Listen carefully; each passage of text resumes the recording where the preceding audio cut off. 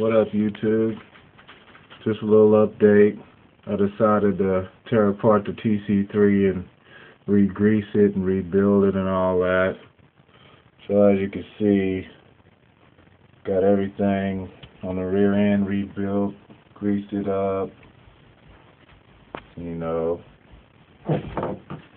got everything cleaned out. And so tomorrow will be the front end, which as you can see I still have to clean all the carpet and the linen out of there. But yeah, that's pretty much it for an update. Just redoing it. Alright, later.